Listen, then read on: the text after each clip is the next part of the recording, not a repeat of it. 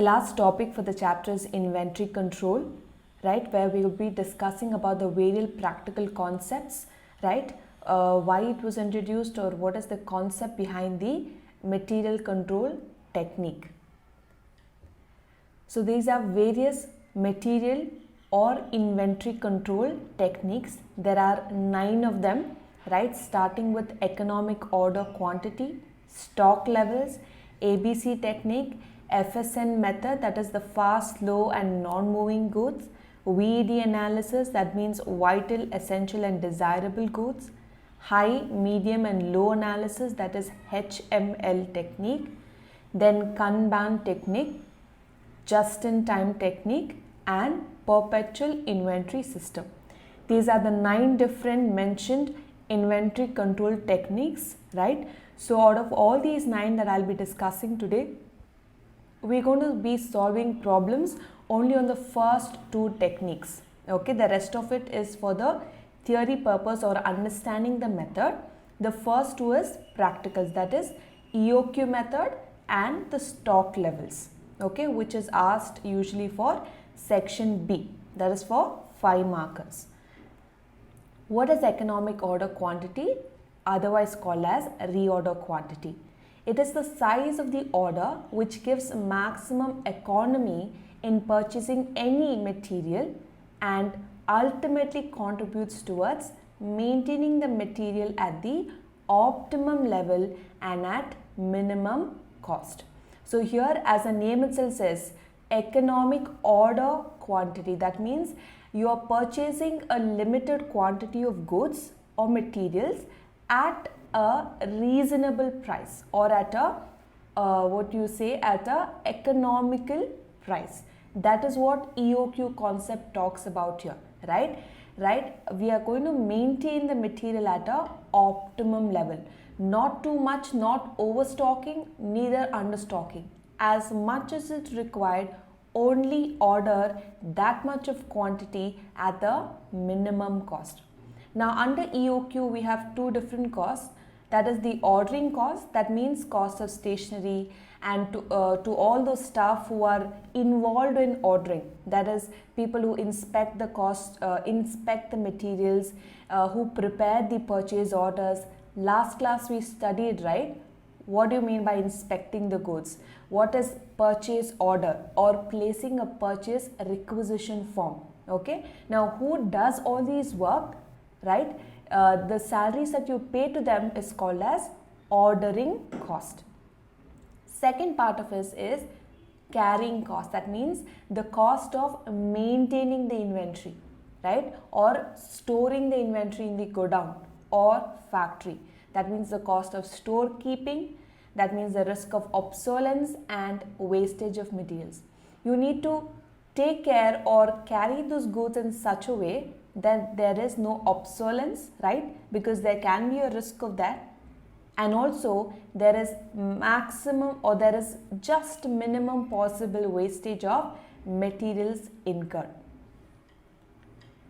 Now what you see in the screen is the formula for EOQ, that is 2AB divided square root of 2AB divided by CS.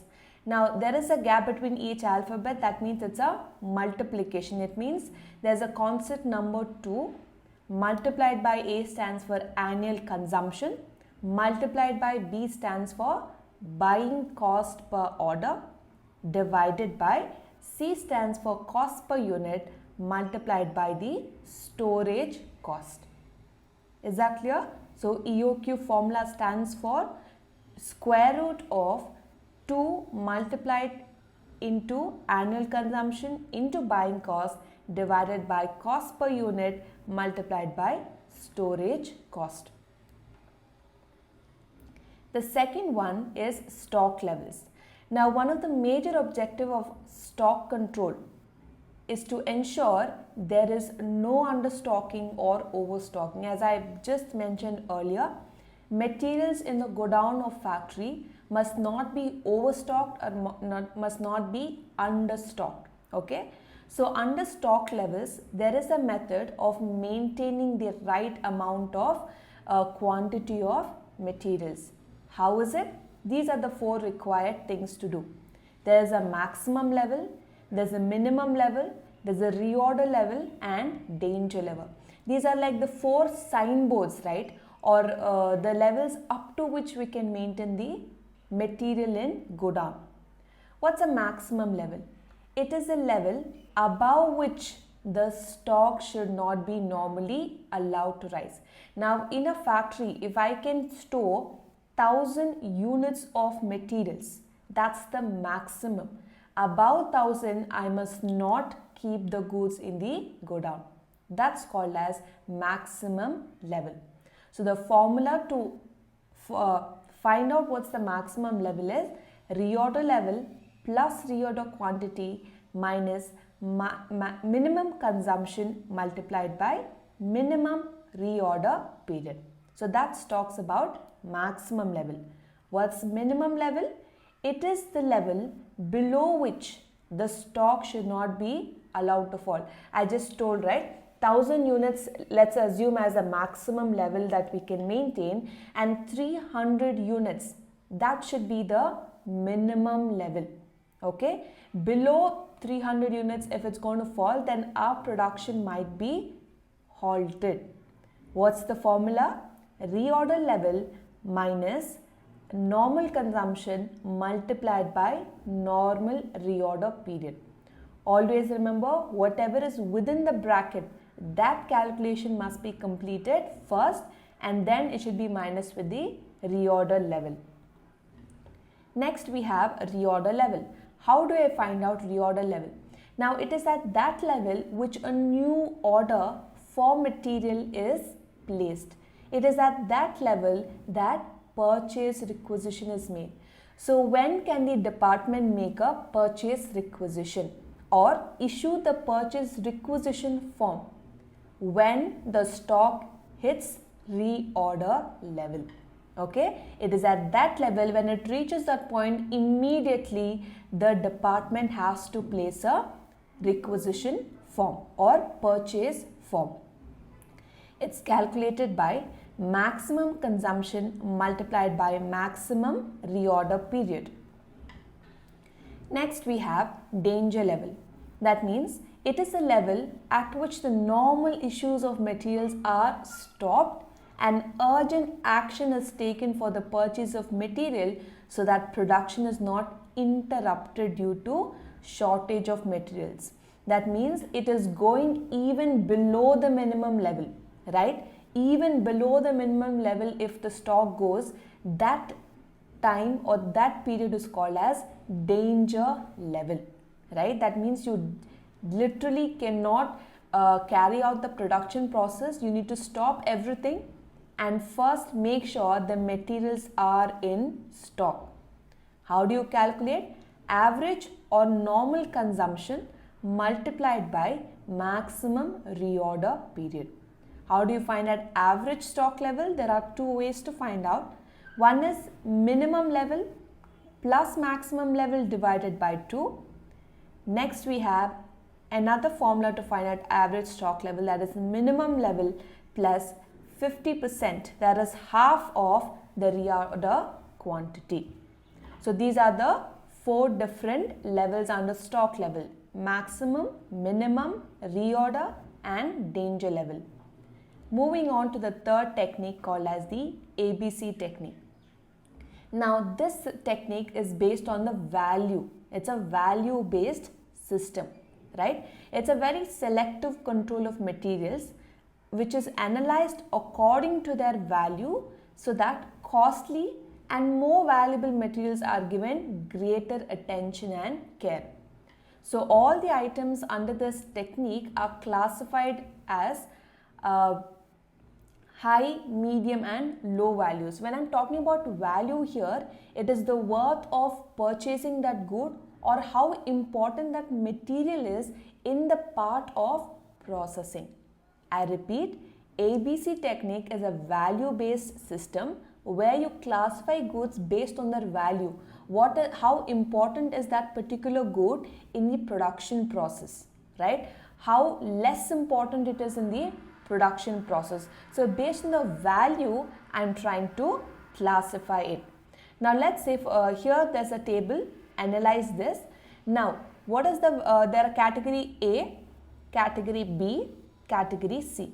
Category A goods, the total value is 70%, but how much quantity of it is required? Only 10. Okay, category A goods is the most important, the most valuable goods in the company. Okay, the value is high. How much quantity do you require of A category goods? Only 10%.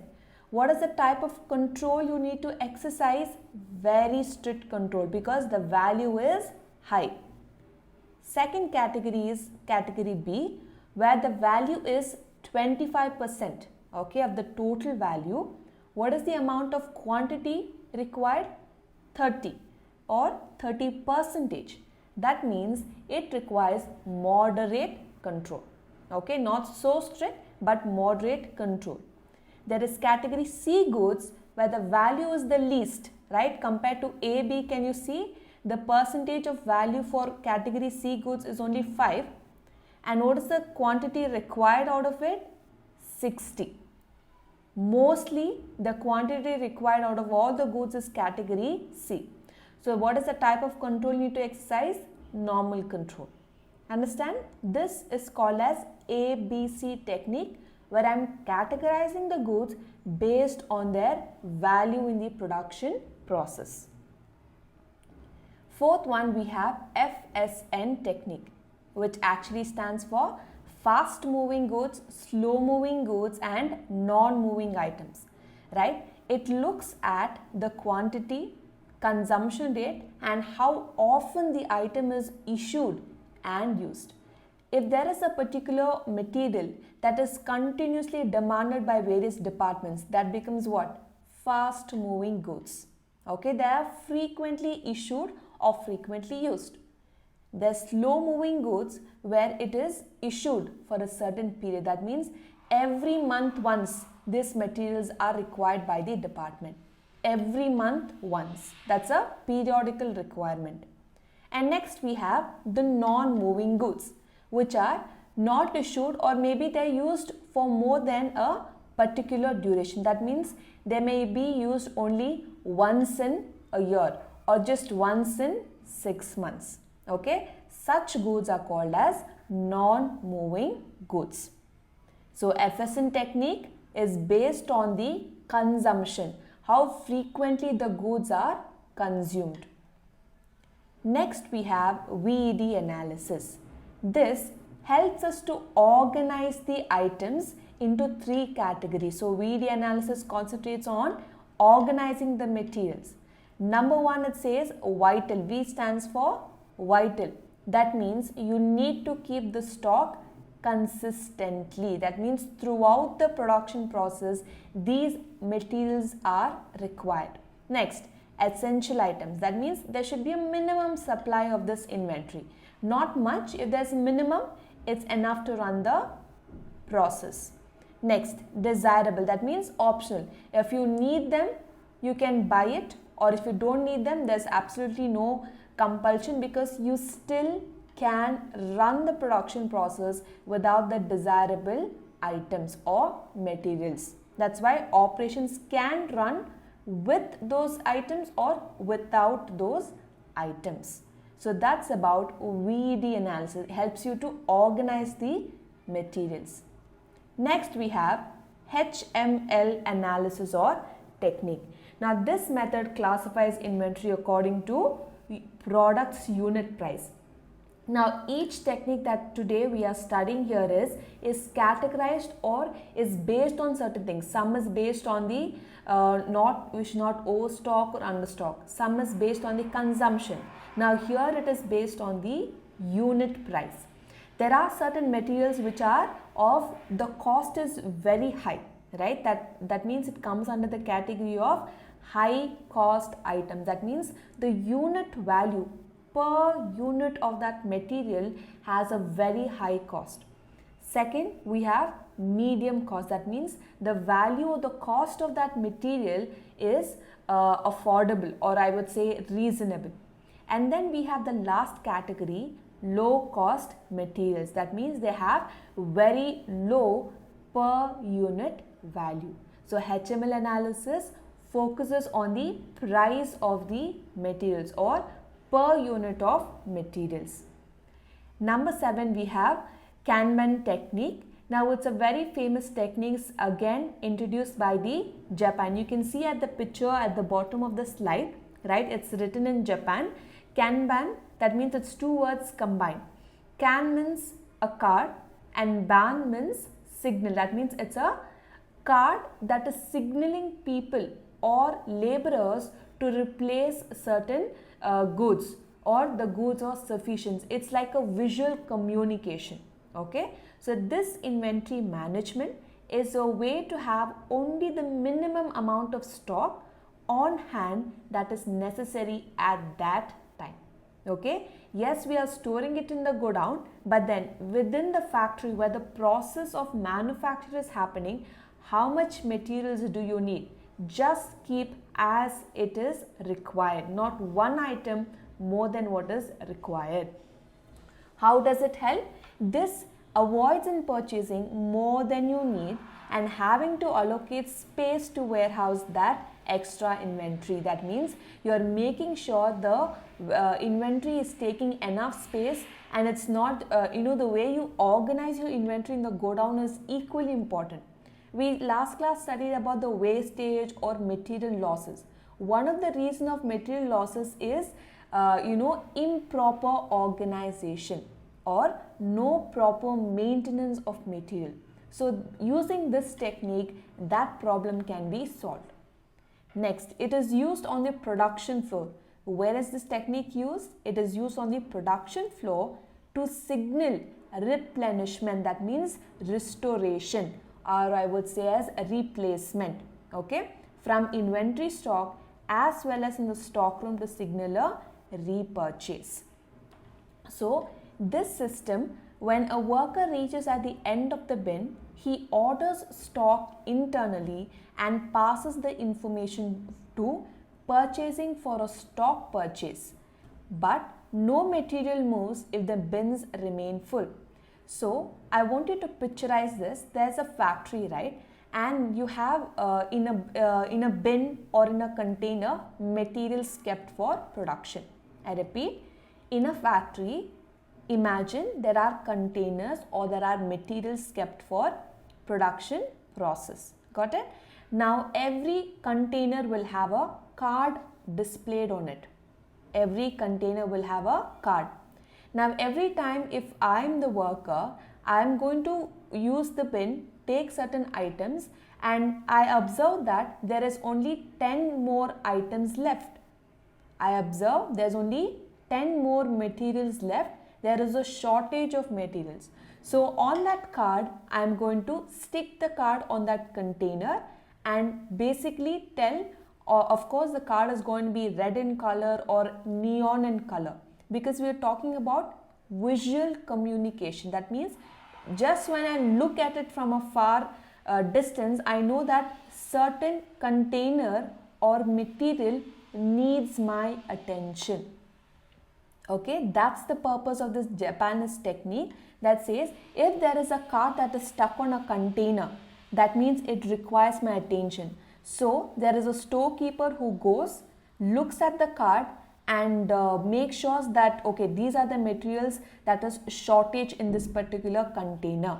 So I need to immediately place an order. Okay, so that gives a visual communication to the storekeeper or the person who handles the stock of goods. So they immediately purchase. Now if there is no card attached on any other bin, that means it does not require attention. The required materials are in place. Is that clear? This concept is very simple and does not involve too much of communication. It acts as a visual. You just have to look at the card and you know there is a issue with the materials and you go fix it. Once you have replaced it, you remove the card from the container. That means the required materials for the production process are available in the factory. Got it? Next, we have the eighth one, just in time. We all know what it is, right? You're buying the materials right when they are required. What is the purpose? It is to reduce the stock levels to the minimum. Right when you require it, just purchase the materials. What is the advantage of it? It saves storage cost, it saves any kind of spoilage and obsolescence that can be incurred by overstocking the materials in godown. Now there are two types over here, centralized purchasing and decentralized. Centralized happens when the branches or departments are in one particular building or one particular locality. Okay, so one purchase department is entrusted to do all the purchases. Okay, department A, B, C, D, whatever they require, they will send a requisition form to purchase department, and the purchase department will purchase all the items required for the each individual department. That's called as centralized purchasing. That means there's a separate system or a department exclusively to take care of the purchases. What is decentralized? That means each branch individually, each department individually makes its own purchase. Okay, this is applicable when the branches or the offices are located at distant places. They are not in a one single locality. They are placed at different places. Therefore, it may not be possible to centralize all purchases. The last one is perpetual inventory system. Now, under the system, we are going to keep recording, right? It's a method of recording every time you buy product, every time you issue product, and also to calculate the balances after each transaction. So this system is to facilitate a regular checking. It's done in two ways. First, reconciliation of bin cards and stores ledger account. Now, do you remember last class I explained to you what is a bin card? What is a stores ledger? Bin card is where you maintain the recorded quantity of materials. Stores ledger is what? Along with quantity, you're also maintaining the prices of the materials. So both of them are to be matched, right? Both the balances have to be matched. Now, in case there is a mismatch in the balances, that means we have to pass or we have to go physically check the materials and get the reconciliation done. Reconciliation means corrected. Okay. In case there's any mismatch in bin card and store ledger, you have to do the physical checking of the stock and correct it. Next, continuous stock taking. That means the balances shown in the bin cards and stores ledger should match with physical balance in store. Now, as we told, stock taking means you are physically going and checking the stock in the godown. Okay. Bin cards and store ledgers is where you write down in a record or a document. Continuous stocking is maybe every day or once in a week you're physically checking the stock. How does it help the system? It helps us to facilitate regular checking and helps us to identify what is the balance after each transaction. Okay. Now, these are the four methods. How are we going to price the material issues? As we know, first in, first out, last in, first out, weighted average and simple average. So, we are going to do practicals next class on EOQ method, stock levels. Those are section B problems, and what you see on the screen is section C questions. All the four methods displayed here are 15 marks questions. So, we'll start problems on the